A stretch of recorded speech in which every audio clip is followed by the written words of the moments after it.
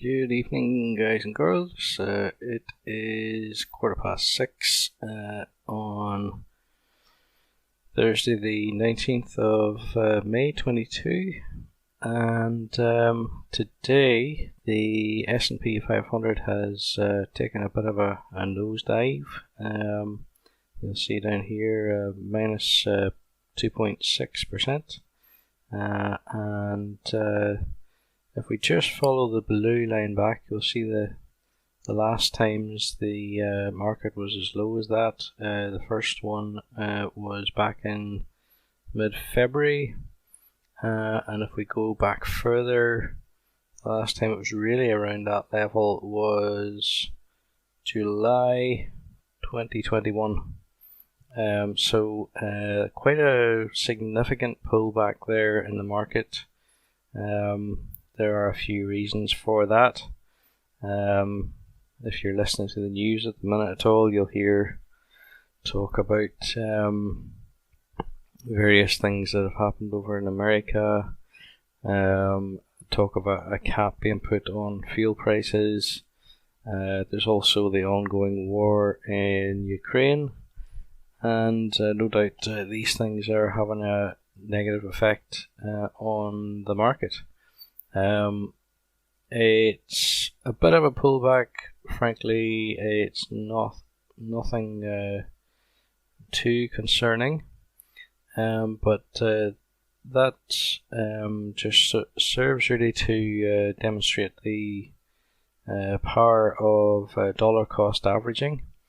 At this moment in time, you can see the price of this ETF is just below 60 pounds. It's actually crossed that threshold. So the average price that we've got at the minute is sitting at 63.72. So obviously, if we were able to put more money in just now, we would be able to reduce our average price closer towards the 60. Which does mean then that when the market recovers and goes back up, we would be in profit that bit sooner. So yeah, basically, I mean, this is part of it. It is a fact that you will have fluctuations in the market. This is not of the order that you would expect to see if you were talking about a recession or something like that. That would be a bigger swing downwards. However, it would represent a good buying opportunity if you had extra cash sitting uninvested. Just from a bit of a look at these curves, my guess, and it is only a guess, is that I think we may well see a continuation of the downturn for another week or so before things level out and we start to get back on track. I think it was J.L. Collins that I remember hearing say that the market will do whatever it takes to embarrass the greatest number of people. I always thought that was a great quote. So yes, it's all well and good making predictions, but just remember, you cannot time the market. Nobody knows what it's going to do next. But if you do have spare change sitting about that you are counting on investing at some point, at times like this, it does no harm just to wait until you see a bit of a recovery and then put it in. I would suggest that at the moment it's too early. Okay, so yeah, I just thought I would come on, recognize the fact that there has been a pullback, point that out, and explain that, as I say, this is part of the process. If we look over at our return here, you can see that we're down just over 7%. on the amount invested. Now it goes without saying that the more you have invested, the bigger the drop in your return will appear to be, and that is something that I think over time you do kind of get used to. I suppose the first time or two you see minus 100 or something, it can be a bit of a kick in the teeth, so to speak. You can sort of doubt the strategy and wonder whether really this is the right thing to be doing, but it is. I'll just say that in real life, as things stand, personally, I'm minus several thousand in terms of the return. However, that does not concern me at all. I know that it's part of the process. I know that it will recover, and it will get back on track.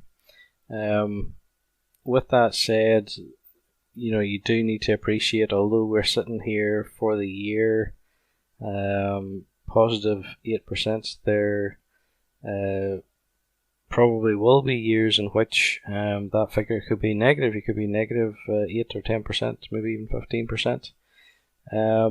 If things go south, and when that happens, that really is a buying opportunity. If you've got the money to do it, do not put money that you cannot afford to lose in, or not so much afford to lose, but don't put money that you're going to need access to quickly into your investment, because you can be sure that when you need to access it, there will have been a downturn, and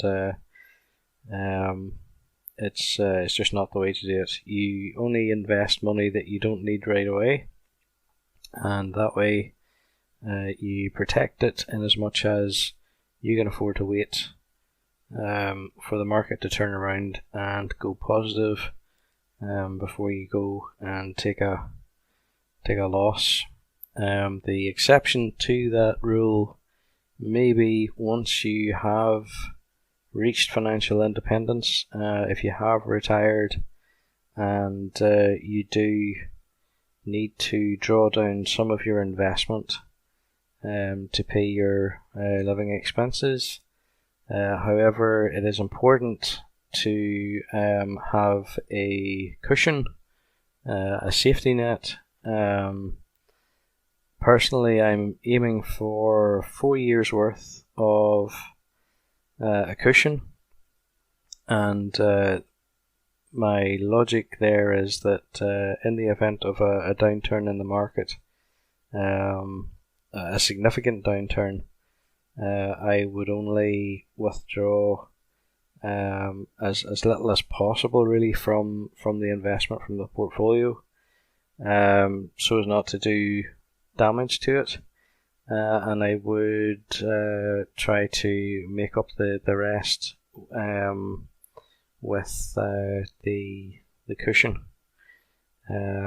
Obviously then, when the market recovers and gets back on track, if the cushion is depleted, you'll want to take out enough money to replenish that over time. Perhaps not all in one fell swoop, but over a period of time.